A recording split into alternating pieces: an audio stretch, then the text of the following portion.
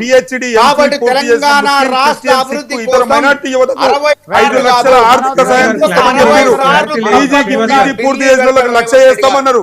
Graduation పూర్తి చేసిన వాళ్ళకి 25,000 ఇస్తామన్నారు. ఇంటర్ పూర్తి చేసిన వాళ్ళకి 15,000 ఇస్తామన్నారు. 10వ తరగతి పూర్తి చేసిన వాళ్ళకి 10,000 ఇస్తామన్నారు. మరి మానవతారాయ్ గారు మీకు కూడా వచ్చిందా రాలేదా? అధికారంలో ఉన్నప్పుడు పొర్లు దండాలు పెట్టి ఢిల్లీకి ఎన్నిసార్లు పోయిండు? తెలంగాణ సాధించడానికి పొర్లు దండాలు పెట్టినాము. తెలంగాణను కాపాడడానికి పొర్లు దండాలు పెట్టినాము. తెలంగాణను రక్షించుకోవడానికి పొర్లు దండాలు పెట్టినాము. కానీ మీకు ఉన్నటువంటి ఆస్తులను, మీకు ఉన్నటువంటి ఏదైతే పలుకుబడిని పెంచుకోవడానికి మేము ఢిల్లీకి పోవడం లేదు, ఢిల్లీకి ప్రదక్షిణలు ఇవ్వడం లేదు. తెలంగాణ ప్రజల యొక్క ఆత్మ గౌరవాన్ని నిలబెట్టడానికి, తెలంగాణ ప్రజల సంక్షేమం కోసము ఢిల్లీ పోయినాము. ఢిల్లీలో పొర్లు దండాలు పెట్టినాము, దండాలు పెట్టినాము. మేము తెలంగాణ సాధించడానికి చేసినాం తప్ప మీ లేక ఆస్తులు కాపాడుకోవడానికి, అదే విధంగా వ్యాపారాలు చేసుకోవడానికి ఢిల్లీ పోలేదు. మీరు మానవరాయ్ గారు మీరు ఒక్క విషయం గుర్తుంచుకోవాలి. మీరు కూడా అబద్ధాలు మాట్లాడడం మానుకోవాలి. అబద్ధాలు బీఆర్ఎస్ నాయకత్వం నిద్రపోవడం తప్ప ఏ నుంచి జట్టు వరకు ఎన్నైతే స్కామ్లు ఉన్నాయో అవన్నీ మీ కాంగ్రెస్ పార్టీ హయాంలోనే, కాంగ్రెస్ పార్టీ నాయకత్వంలోనే జరుగుతున్నాయి.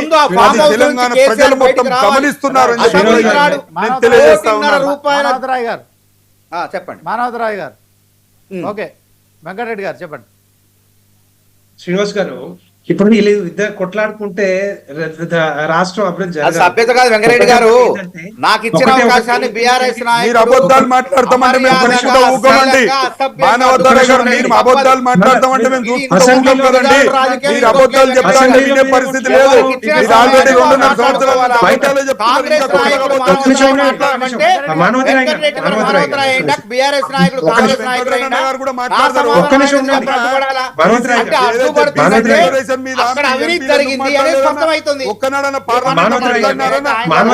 ప్రధానమంత్రిని కలిసినారన్న మీరు?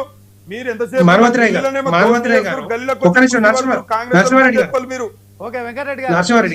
నరసింహారెడ్డి గారు, నేను ఇంతకుముందే మానవతరాయ్ గారు మాట్లాడుతూ ఏమంటారు, కేంద్ర సపోర్ట్ లేదు అంటారు. కేంద్ర సపోర్ట్ లేకుండా ఈ తెలంగాణ రాష్ట్రం అభివృద్ధి జరుగుతుందా? మొన్ననే 3 రోజులు అవుతుంది అనుకుంటా, కోమటిరెడ్డి వెంకటరెడ్డి గారు నితిన్ గడ్కరీతో ఏం మాట్లాడారు? ఎన్ని వేల కోట్లు వస్తా ఉన్నాయి, ఎందుకు వస్తా ఉన్నాయి, ఎట్లా వస్తా ఉన్నాయి?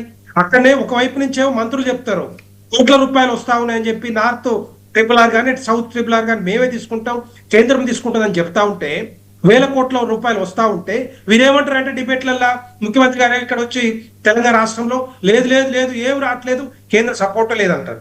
కేంద్ర సపోర్ట్ లేకుండా 13 లక్షల కోట్ల రూపాయలు ఇప్పటివరకు ఎట్లా వచ్చినాయి, తెలంగాణ అభివృద్ధి ఏ విధంగా జరిగిందో చెప్పాలి. అది చెప్పకుండా మీరు మాట వేస్తున్నారు. తెలంగాణకి వెళ్ళి కేంద్రానికి పోయింది కూడా చెప్పాలన్నా మీరు.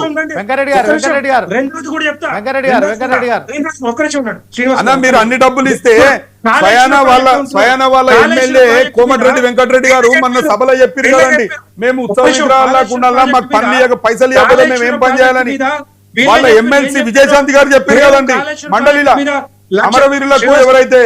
అదే విధంగా తెలంగాణ ఉద్యమకారులకు మీరు ఏం చేస్తున్నారు అని చెప్పి ప్రభుత్వం 2.5 సంవత్సరాల నుంచి ఏం చేస్తుందని చెప్పి ప్రతిపక్షం మాట్లాడాల్సిన అవసరం లేదు.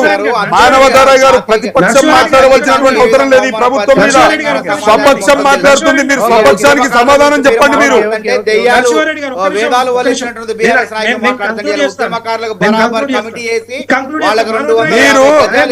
మానవతారాయ్ గారు మీరు ముందేం చేయండి అంటే మీ స్వపక్షానికి సమాధానం చెప్పి బయటికి రండి. విపక్షానికి మీరు సమాధానం తర్వాత చెప్పుదురు. తొలుత మీ స్వపక్షానికి సమాధానం చెప్పండి.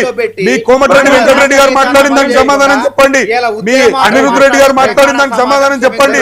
మీ విజయశాంతి గారు మాట్లాడిన దానికి సమాధానం చెప్పండి. వివిధ సంక్షేమ పథకాల ద్వారా 33,000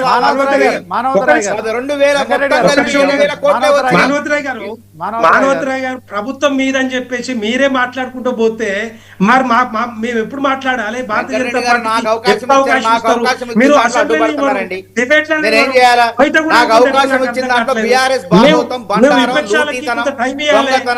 మీది మొత్తము అన్నా మీది మొత్తం 2.5 సంవత్సరాలలో చేసింది మొత్తము మా దగ్గర ఉన్నది. మీకు అధికారం నేనేమంటున్నానంటే అధికారం మీ చేతిలో ఉందని చెప్పి మీ ఇష్టారాజ్యము మీరు ఏదంటే చేస్తున్నారు. ప్రజలు ప్రతి ఒక్కరు గమనిస్తున్నారు. ఖచ్చితంగా రాబోయే రోజులలో మీకు బుద్ధి చెప్పేటువంటి రోజు దగ్గరలోనే ఉంది. ప్రజల నుంచి మీరు ఖచ్చితంగా వ్యతిరేకత ఎదుర్కొనేది ముందు రాబోయే రోజుల్లోనే ఉన్నది. తెలంగాణ రాష్ట్ర వ్యాప్తంగా ఒకవైపు రాఘవ కన్స్ట్రక్షన్ ఇష్యూ, మరొక వైపు కాళేశ్వరం పై మరి కేంద్ర జలశక్తి మంత్రి చేసిన వ్యాఖ్యలు ఏవైతున్నాయో మొత్తానికి తెలంగాణ రాజకీయాల్లో మరొకసారి వాడి వేడిగా ఈ యొక్క చర్చలు జరుగుతున్న నేపథ్యంలో సో ఈ డిబేట్లో కూడా సో నిజంగా